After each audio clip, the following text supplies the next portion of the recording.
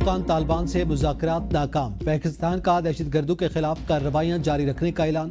وزیر اطلاعات عطا اللہ تارڑ کہتے ہیں 4 روزہ مذاکرات کے بعد بات چیت میں قابل عمل حل نہیں نکالا جا سکا۔ طالبان نے شواہد کے باوجود سرحد پار دہشت گردی روکنے کی کوئی ضمانت نہیں دی۔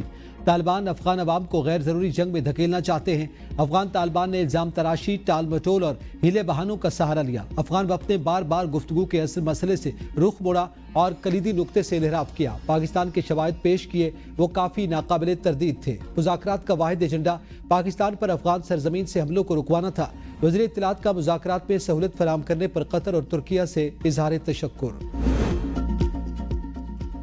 مہم جوئی کا جواب سخت اور کڑوا ہوگا، ضرورت پڑنے پر طالبان رجیم کو شکست دے سکتے ہیں۔ وزیر دفاع خواجہ آصف کا ٹویٹ، کہا اگر طالبان رجیم لڑنے کی کوشش کرے گی تو دنیا دیکھے گی کہ ان کی دھمکیاں صرف دکھاوا ہیں۔ پاکستان اپنی سرزمین پر کسی بھی حملے کو برداشت نہیں کرے گا۔ پاکستان کو طالبان حکومت کو مکمل طور پر ختم کرنے کے لیے اپنے پورے اثاثوں میں سے ایک چھوٹا سا حصہ بھی استعمال کرنے کی ضرورت محسوس نہیں ہوگی۔ طالبان رجیم اپنے انجام کا حساب ضرور رکھیں۔ ہم نے آپ کی غداری اور تمسخر کو بہت عرصے تک برداشت کیا، لیکن مزید نہیں۔ افغان طالبان رجیم مسلسل برادر ممالک سے مذاکرات کے لیے درخواست کر رہی تھی۔ پاکستان نے امن کی خاطر پیشکش کو قبول کیا۔ طالبان رجیم کی اگر خواہش ہو تو تورا بورا میں ماضی کی شکست کے مناظر جہاں وہ دم دبا کر بھاگے تھے دوبارہ دیکھنا یقیناً اقوام عالم کے لیے ایک نیا دلچسپ منظر ہوگا۔ پاکستان خود کو ہرگز سلطنت نہیں کہتا، لیکن افغانستان طالبان کی وجہ سے اپنے ہی لوگوں کے لیے قبرستان سے کم نہیں۔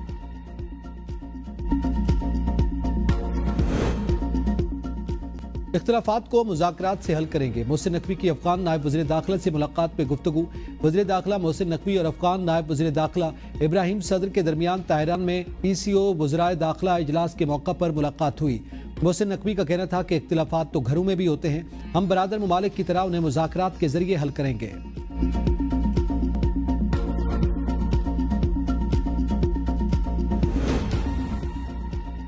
ایران کی پاکستان اور افغانستان کے درمیان اختلافات حل کرانے کی پیشکش۔ وزیر داخلہ محسن نقوی کی تہران میں ایرانی صدر مسعود پزشکیان سے ملاقات، دو طرفہ تعلقات، سیکیورٹی اور علاقائی استحکام پر تبادلہ خیال کیا گیا۔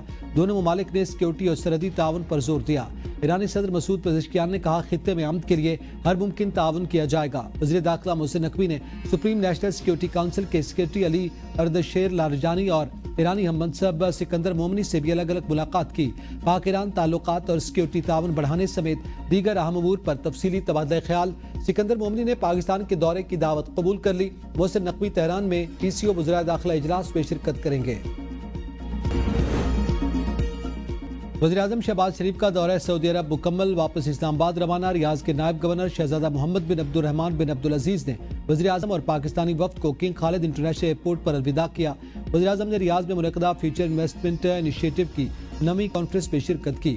وزیراعظم نے سعودی ولی عہد شہزادہ محمد بن سلمان سمیت دیگر عالمی رہنماؤں سے ملاقاتیں کی۔ پاکستان اور سعودی عرب نے اقتصادی تعاون کا فریم ورک شروع کرنے پر اتفاق کیا۔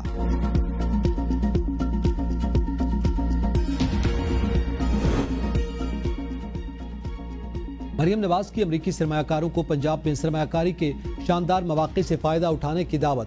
امریکی قونصل جنرل سے ملاقات میں وزیر اعلیٰ نے کہا کہ وزیر اعظم کا حولیہ دورہ امریکہ باہمی تعلقات میں مزید استحکام کا باعث ہوگا۔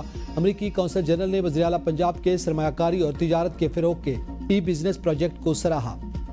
کہا پنجاب میں جس طرح اور جس سپیڈ سے کام ہو رہا ہے اسے محسوس کیا جا رہا ہے۔ جن کے پاس مینڈیٹ نہیں وہ ہم پر تنقید کر رہے ہیں، وہ پیدا ہی صرف تنقید کے لیے ہوئے ہیں۔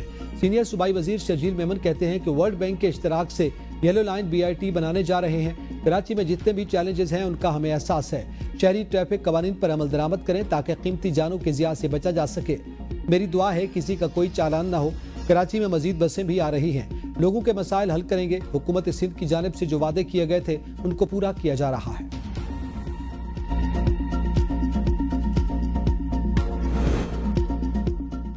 آزاد کشمیر میں سیاسی درجہ حرارت بلند، سیاسی جماعتوں کی مشاورت حتمی مراحل میں داخل۔ عدم اعتماد ہوگا یا وزیر اعظم انوار الحق استعفیٰ دیں گے، چیم گوئیاں جاری۔ کون ہوگا نیا وزیر اعظم؟ سب کی نظریں اسلام آباد کی جانب۔ سیاسی جماعتوں کے حامی اپنا وزیر اعظم بنانے کے لیے سوشل میڈیا پہ سرگرم۔ وزیر اعظم چودھری انوار الحق نے بھی مختلف پوسٹ حیرانی کا باعث۔ سیاسی ماہرین نے وزیر اعظم آزاد کشمیر پر اعتماد رویے اور عدم اعتماد میں تاخیر پہ سوال اٹھانا شروع کر دیے۔ نمبر گیم پوری ہونے کے دعوے کے باوجود وزیر اعظم آزاد کشمیر کے خلاف عدم اعتماد تاحال پیش نہ ہو سکی۔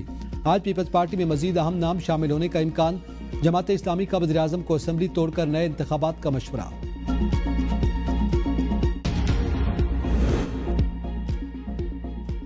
پی ٹی آئی وفد کی رات گئے امیر جے یو آئی مولانا فضل الرحمان کی رہائش گاہ آمد، موجودہ ملکی سیاسی اور خطے کی صورتحال پر گفتگو، پی ٹی آئی کی پارلیمنٹ پہ اپوزیشن کو متحد کرنے کے لیے مولانا سے کردار ادا کرنے کی اپیل، محمود خان اچکزئی کی بطور اپوزیشن لیڈر نامزدگی پر اتفاق، پی ٹی آئی کے پی کے اسمبلی سے سینٹ کی خالی نشست پر جے یو آئی سے تعاون کی درخواست، قومی جرگے کے انعقاد کی تجویز بھی، مولانا فضل الرحمان سے مشاورت، مولانا فضل الرحمان کا تجویز کا خیر مقدم، پی ٹی آئی وفد میں سابق اسپیکر اسد قیصر، صوبائی صدر جنید اکبر، شہرام ترکئی شامل تھے، جے یو آئی کے مولانا صلاح الدین ایوبی، جلال الدین ایڈوکیٹ، مولانا اسجد محمود ملاقات میں شریک تھے، پی ٹی آئی وفد کے اعزاز میں عشائیہ بھی دیا گیا۔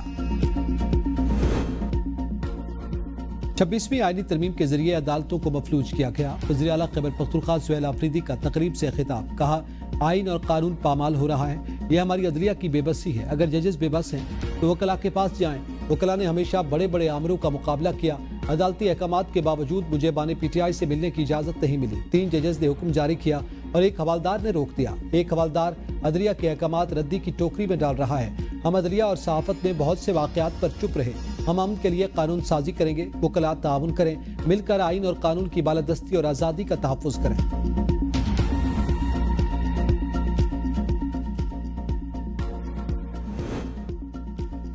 سپریم کورٹ نے خیبر پختونخوا سے خالی نشست پر کل ہونے والے سینٹ الیکشن روکنے کی استدعا مسترد کر دی۔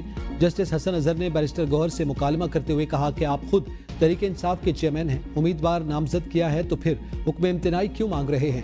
شبلی فراز کو سرنڈر کرنے کا پشاور ہائی کورٹ کا فیصلہ بھی کالعدم قرار، سپریم کورٹ کی پشاور ہائی کورٹ کو فریقین کو سن کر فیصلہ کرنے کی ہدایت۔ میڈیا سے گفتگو میں بیرسٹر گوہر نے کہا امید ہے ہائی کورٹ میں کیس چلے گا تو ہمیں ریلیف ملے گا، الیکشن کمیشن کے پاس اختیار نہیں کہ چیئرمین سینٹ کے ریفرنس کے بغیر کسی سینیٹر کو نااہل کرے۔